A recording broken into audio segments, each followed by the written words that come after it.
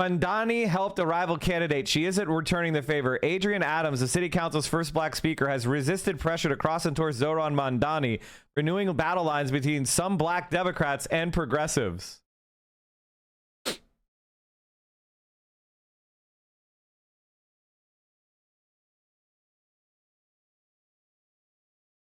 He broached the idea of the two cross-endorsing each other.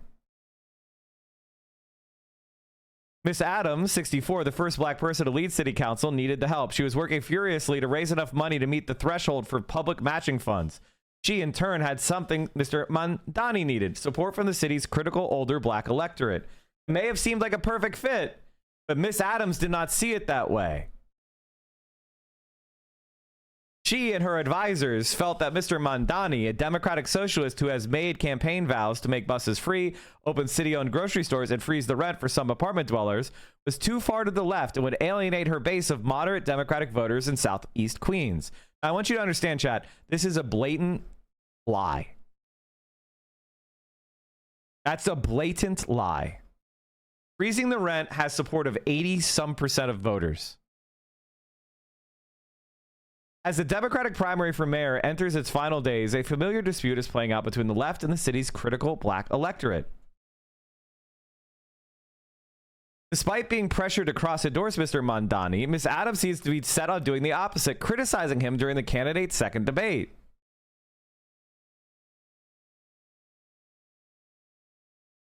The left is accusing Ms. Adams of jeopardizing its chances to defeat the current frontrunner, former Governor Andrew Cuomo. She will work with Cuomo. She's happy to be working with Cuomo. She's not a left-winger. She's happy to sabotage the left for her own advancement. It's not very complicated. And this like bad faith, like id pull shit is very pathetic.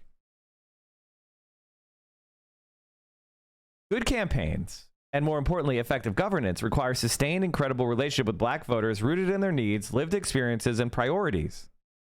Now, notice, chat, that this is absolutely meaningless blather. There's not one tangible thing being said here. I want you to understand that. This is just blather.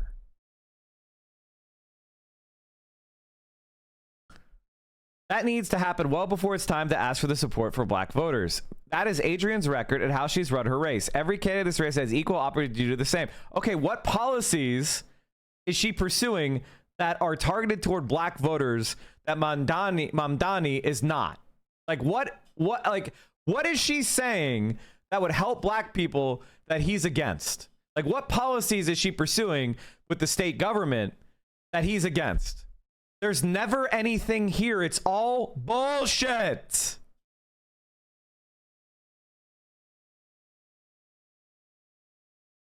The conflict between the left flank of the Democratic Party and some black leaders has seemed to worsen as progressives, including black candidates, began to win seats in the city legislature and state legislature and council. Wait a minute. The relationship between black representatives and black leaders worsened? Who's a black leader if it's not a fucking representative that's elected? Who the fuck are these black leaders? What are you talking about? Who's a black leader? What are you talking about? Why would the elected representative who's black be a black leader? What are you talking about?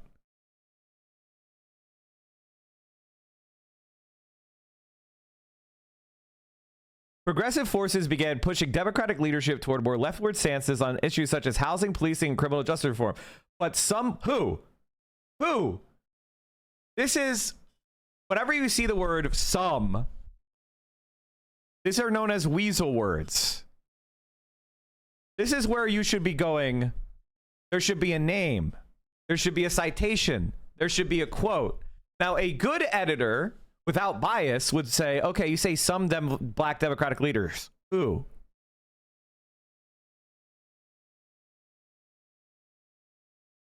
If you wrote this in for example, a paper in 9th grade social studies class, you would get points off for this sentence. Your 9th grade social studies teacher would be like, who and what's your citation?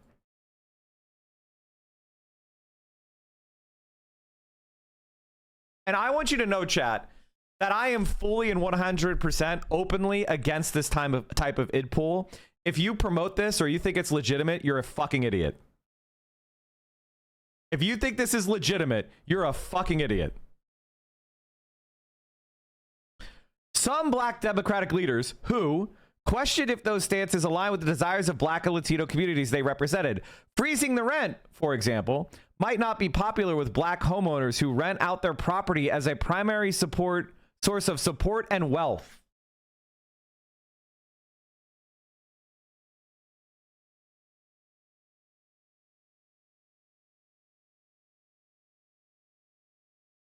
How many of those are there in New York City? What do you think of the black landlords? That's why these, notice how it went from black people to black communities to black leaders to black landlords. I thought it was a problem with the black community, but now it actually, the example they use, uncited, no evidence, no polling, no quotes. This is propaganda. This is actually biased media. Now, it's not just a divide on the ideological spectrum. Ah, okay. So it's not about any ideas. Okay, what is it about? It's also a generational divide. I think a lot of black leaders have viewed the party as a path to political and economic empowerment.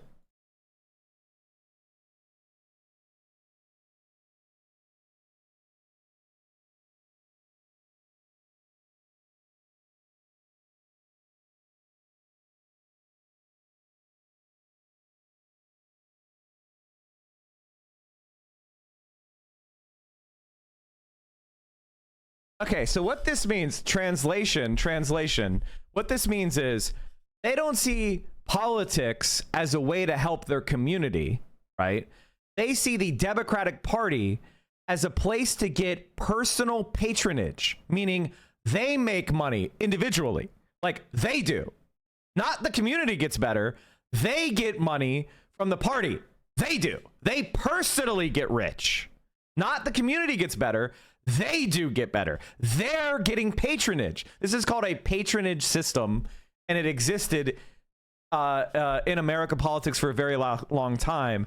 It's actually why we have things like professional civil servants, because people used to just be hired because of politics.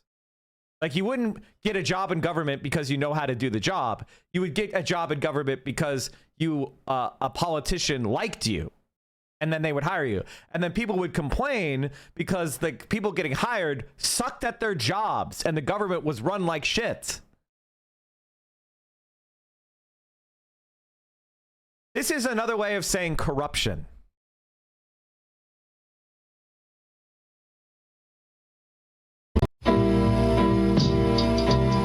Good morning, First Baptist family. Happy Mother's Day. I went to church this morning, where I love to be on a Sunday morning. It was a fantastic day, seeing not just the... Isn't For the People Kamala Harris's slogan? Wasn't that her, like, original slogan?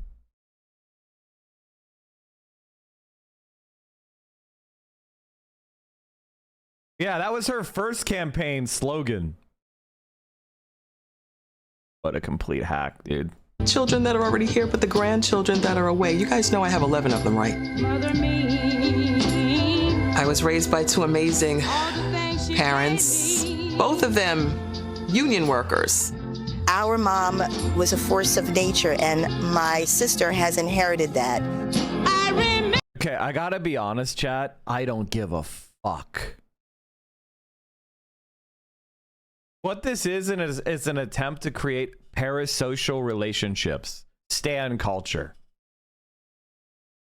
You could be an emotionally devoid orb that lives in a fucking rubber room 24/7, but if you come out of that room as charged up and you deliver a better society, I'll take it. I don't give a fuck who your parents are, how many kids you have, what relationship you're in, as long as you deliver a good city.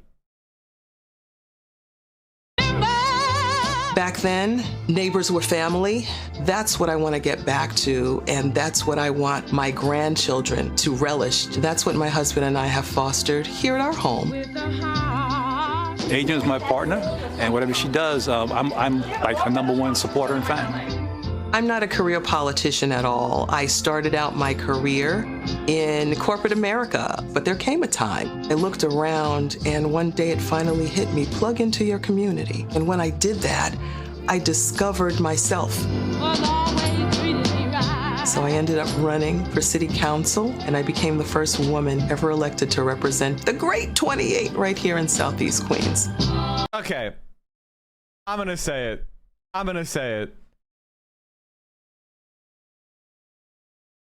There ain't a history book with enough footnotes for that first. My grandmother is the New York City Council Speaker. Becoming City Council Speaker was an amazing experience. Your colleagues elect you. So that means that your colleagues actually have the faith in you. Okay. I mean, I gotta be honest with you, chat. Am I a reptilian? I do not give a fuck. I worked for corporations, and then I got elected. To lead them. She's doing it for New York. Happy Mother's Day. All of the people who are in need, all of the people who are at a disadvantage, who are people that need support and who are not heard. Oh, yeah. She can take on a bully. She can fight back. I can't just sit back and watch Donald Trump run roughshod over the city that I love. How are you gonna do that? Somebody has to have a true heart for this city. I'm not in it for redemption. I'm not in it for power. I'm running to make sure that... It looks like she's in a brownstone. This doesn't look like the inside of her house. Whose brownstone is this? My children are okay, that my grandchildren are okay. I want the city to be affordable. I want the city to be safe. I want to be accountable to every family in New York. I'm in this for all of us, not myself. And I stand here as a woman of faith before you for all of the mothers this morning. To God be the glory. I've always been authentic. I wear my heart on my sleeve, sometimes a little too much, but that is who I am. That is a mainstay of who Adrienne Adams is.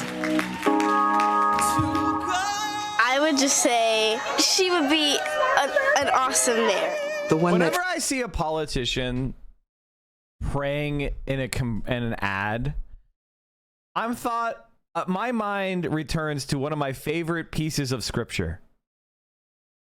Now, many of you probably don't know the Gospels very well, or you don't respect Christianity because what it represents in America. But one of my favorite pieces of scripture is Matthew chapter 6, verse 5 and 6. And he says, "And when you pray, do not be like the hypocrites, for they love to pray, standing in the synagogues and on the street corners to be seen by others.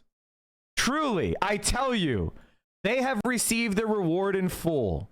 But when you pray, go into your room, close the door, and pray to your Father who is unseen.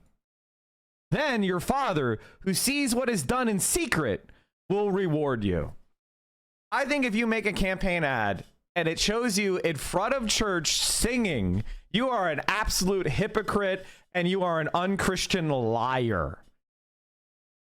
This is Jesus Christ's words, direct from him according to the Gospels. This is this is supposed to be divine words, and you're claiming to be a Christian. Okay. You are a disgusting hypocrite, and we are 3 minutes in, and there is not one concrete thing in here. Now, I'm not saying that you're not allowed to have like ads where you like introduce yourself and teach people about who you are and humanize yourself and stuff like that. I'm not saying that that's illegal. It's just, this is terrible. Feels the heart for humanity, that matriarch for this family. My mother, Adrienne Adams, she is the reason why I'm the woman that I am today. That Do one not rank her.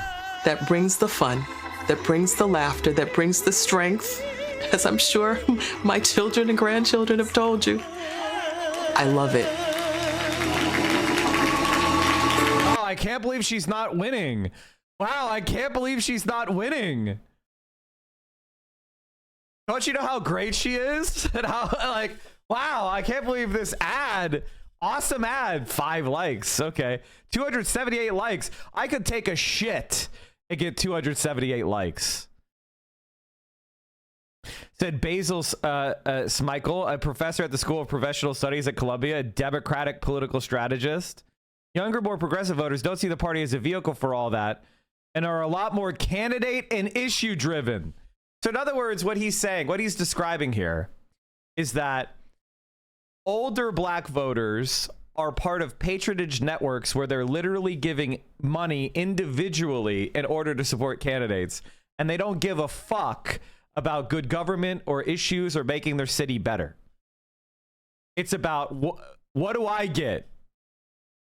Not like, what do we get? What do I get? Mr. Mamdani's campaign is doing well with voters under 45 and those who self-identify as more liberal. He's not seen the same level of success with black voters. A Marist poll released Wednesday found Mr. Cuomo was running away with a black vote of 48%. Ms. Adams was a distant second at 12%, and Mr. Mamdani was at 11%.